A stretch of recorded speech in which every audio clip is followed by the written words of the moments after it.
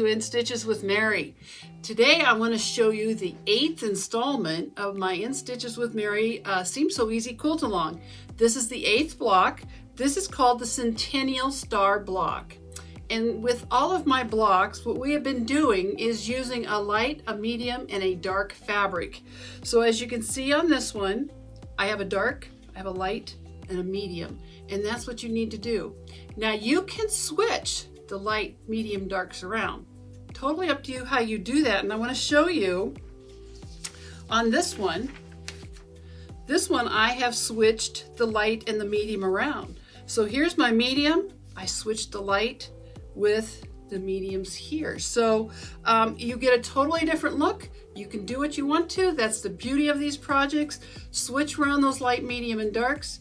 And as with all of them, 3 fat quarters will give you 3 blocks. So let me show you how we put this together. Let's get started. All right, to make the block, we're going to need to cut a large, this is a 7 1/4 inch square for the dark, and that's going to be our side triangles here.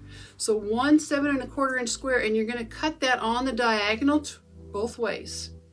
All right, you are going to need the dark center, and that is, I believe, a 4 3/4 inch square. We'll have to look at the directions again and double check that.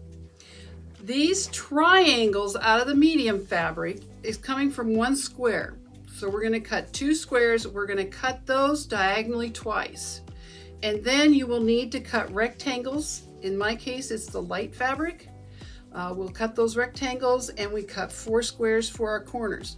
There's a little bit more cutting involved than in some of my other blocks we've done, but this really goes together quite simple. Now in the past, most of my blocks, you can get 3 out of a fat quarter of each color. This is one exception. The dark fabric, you're going to need 1/3 of a yard instead of a fat quarter, and that will give you 3 blocks. If you just want to make the 1 block, a fat quarter of each color is going to be sufficient.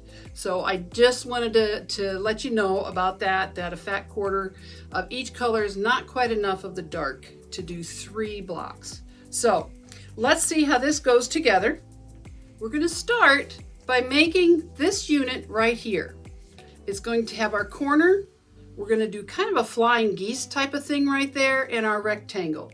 So let's start with the square. You're going to take your square. We're going to take our 1 triangle that was cut from the squares. Remember, we cut it diagonally twice.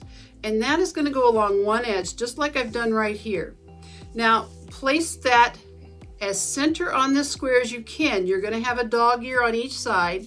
You want to make sure that you have an even amount of that dog ear on each side, and sew your 1/4 inch seam, and you're going to press that out. So we're pressing that seam towards the triangle. You're going to lay your next one. This is one I have already pressed. You're going to lay your next one beside that too. So on that adjacent corner, not opposite, but on that adjacent corner. And again, we want a dog ear. You want to center that and dog ear so that they're equal amounts. Your guide is so that this corner, where these two meet, this corner should be 1/4 inch from your edge, okay? That's going to give you that nice corner, the nice 1/4 inch seam, so we have a nice short point here later. So then you will press that out, and you're going to make 4 sets of those. When you get those pressed out, and you'll see we have a nice 1/4 inch from our point here to our cut edge. When you get those 4 done, you're going to take your rectangles and sew that right on to those triangles right there.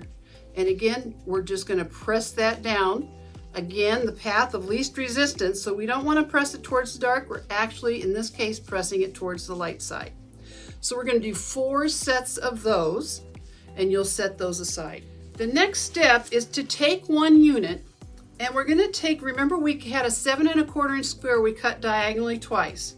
We're going to take 2 of those triangles, okay? Now this is the 7 1/4 inch edge. We're going to lay one of the short edges along this unit, and you're going to lay it so that we have a nice long straight edge along here. So for instance, this would be the wrong way to lay it. You want that edge, the one short long edge, to run straight along this rectangle, and the same with here. So these are going to get sewn along there.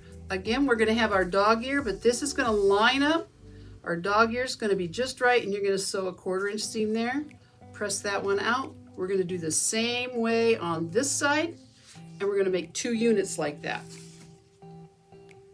The other 2, remember we had 2 of these. The other 2 we're going to take, and we are going to sew them on either side of our center square. So one is here and one is here.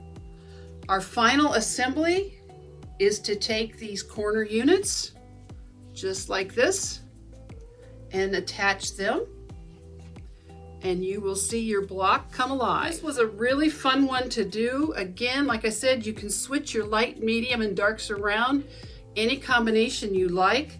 What I have enjoyed seeing when we do these blocks is how they come together in a 9 patch, and you get a whole different look compared to what the solid 1 block looks like. And now here's our center block. We get a larger square in the center. So it's fun to see what they do. And I'll hold that up. Maybe you can see that a little bit better that way. So I hope you've enjoyed this block. We have 1 left. There were 9 total, so this was block 8. And I've had a lot of fun bringing them to you, and I hope you've enjoyed them. If you would like the written directions, just give us a call here at Neil's Vacuum and Sewing Center in Muscatine, Iowa.